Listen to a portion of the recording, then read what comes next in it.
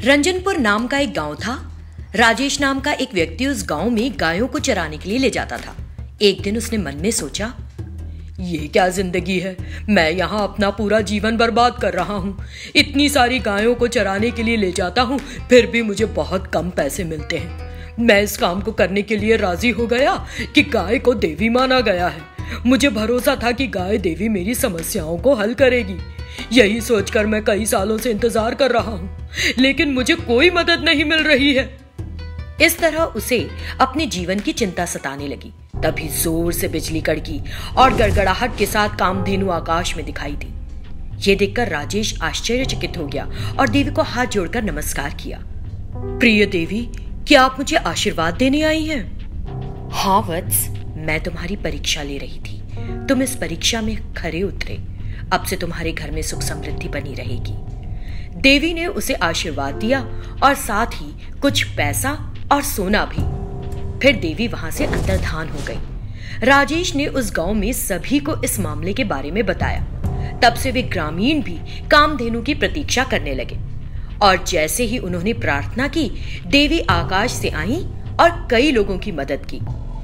उसी गांव में रहने वाले एक ढोंगी साधु चिंका को इसके बारे में पता चला और उसने सोचा, कामधेनु गांव में सभी की मनोकामना पूरी कर रही है, लेकिन औरों जैसी छोटी छोटी चीजों की कामना मैं नहीं करूंगा।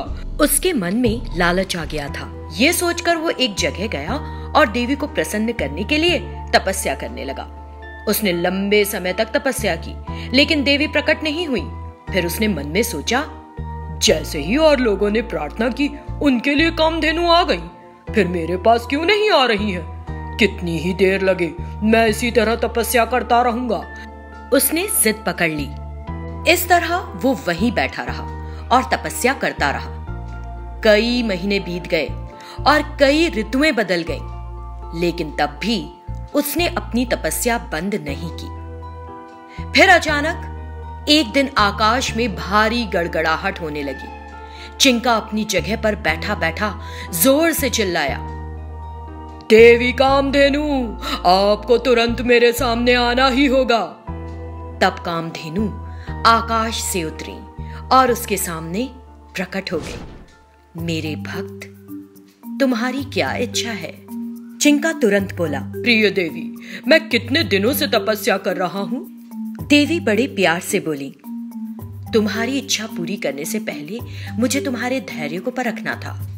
अब मुझसे अपनी इच्छा कहो। प्रिय देवी, मुझे वरदान दीजिए कि मैं अमर हो जाऊं। मैं तुम्हें ऐसा वरदान दे सकती हूँ, लेकिन उससे कुछ बुरा भी होगा। तुम अपने कर्म को आमंत्रित कर रहे हो। कोई बात नहीं, मैंने उस वरदान को पाने के लिए ही इतने दिनों तपस्या की है। जब मैं अमर हो जाऊंगा तो फिर तो मैं किसी भी समस्या का सामना कर सकता हूँ। मुझे यही वरदान दो देवी। इस तरह चिंका ने अनुरोध किया। ठीक है, जैसी तुम्हारी इच्छा। जब देवी उसे वरदान देने ही वाली थी, देवी, एक मिनट, अगर मैं किसी पर हमला करूं तो वो तुरंत मर जाना चाहिए। ठीक है, ये कहकर देवी तुरंत अंतर्धान हो गई। चिंका बड़ा खुश हुआ और वहां से गांव वापस जाने लगा। तभी उसके मन में ख्याल आया, मैं इस वरदान से अपने दुश्मन जगन से बदला लूंगा। ये सोचकर वो जगन के घर गया। अरे ओ जगन! जगन घर से बाहर आया। कौन है? कौन है आप? वो चिंका को पहचान नहीं पाया क्योंकि उसकी दाढ़ी बहुत बढ़ गई थी। कौन है आप? अरे पहचान मुझे, चिंका हूं, तेरा जानी दुश्मन। ये कहते हुए चिंका ने जगन को बहुत जोर से मारा, लेकिन आश्चर्य की बात कि वो खुद ही नीचे गिर गया और उसकी मौत हो गई। और जगन को कुछ नहीं हुआ। चिंका की आत्मा ने उसके शरीर को छोड़ दिया और तुरंत कामधेनु के पास गई। आपने तो मुझे अमर होने का वरदान दिया था, और यह वरदान भी अगर मैंने किसी को मारा तो वो मर जाएगा, लेकिन उल्टा मैं ही मर गया। तुमने क्या चाहा था कि अगर तुम किसी को मारो तो उसकी मौत हो जाए? इसी तरह हुआ। तुम्हारा वरदान तुम्हारे लिए ही श्राप बन गया। यह सुनकर चिंका हैरान हो गया और बोला,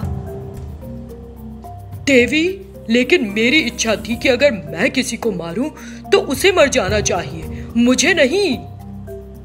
मुझे पता है, लेकिन तुम्हारी इच्छा प्रकृति के विरुद्ध है। तुम्हारी लालची इच्छा से ही तुम्हारा पतन हो गया। चिंका को अपनी गलती का एहसास हुआ, लेकिन उसकी आत्मा फिर भटकती ही रही। ईश्वर से मांगे तो सबकी भलाई मांगे। अगर हम किसी के बुरे की कामना करते हैं तो वो बुराई हमारे साथ भी घट सकती है।